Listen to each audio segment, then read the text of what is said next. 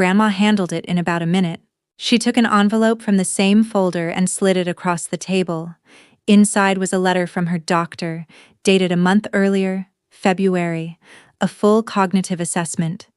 Clear, sharp, competent to make her own decisions, in the plain language doctors use when they want a document to hold. "Let them whisper," she said. "I saw a doctor last month. On purpose. On purpose." She had walked into that appointment in February knowing this exact accusation was coming, and she'd diffused it before it was ever spoken out loud. My father's biggest threat was already dead in a drawer. I looked at my grandmother across her kitchen table and revised, again, everything I thought I understood about how far ahead of all of us she'd been. She caught the look on my face, and she wasn't done. "The book is only half of what they should be afraid of," she said. I didn't understand that yet. I was about to. "Before I tell you what my father did years ago, I want to ask you something, and I want you to actually answer it. If you'd been in my grandmother's place and you found out what she found out, would you have forgiven your own child? Or would you have kept quiet and watched, the way she did, for years? Put it in the comments. Hold your answer. You'll want it in a minute." The next day, I drove out to meet Franny Cole. She'd asked me to come to the diner, and she was waiting in the back booth. A woman in her 60s with flour permanently under her nails and a face that had served 10,000 breakfasts. She had a coffee poured for me before I sat down. Then she put a piece of paper on the table between us and turned it face down first, like she needed a second before she showed me the front of it.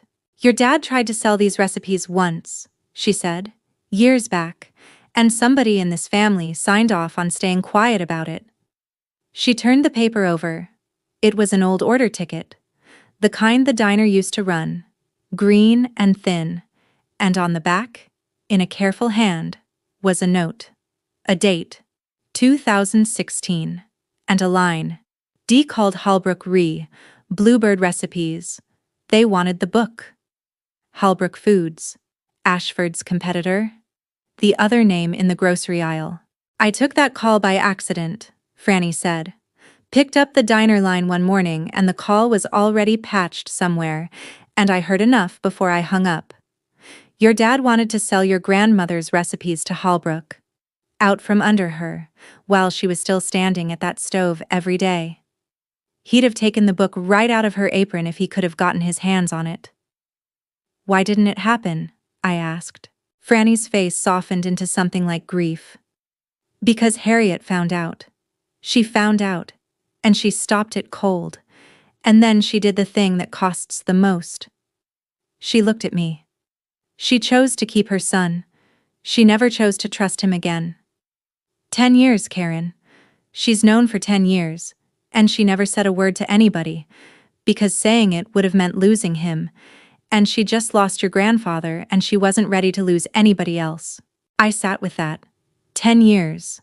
A decade of Sunday dinners and cataract appointments and my father calling her confused, and the whole time she had known exactly who he was and had chosen, at her own expense, to keep the peace. It reframed every gentle thing I'd ever watched her do.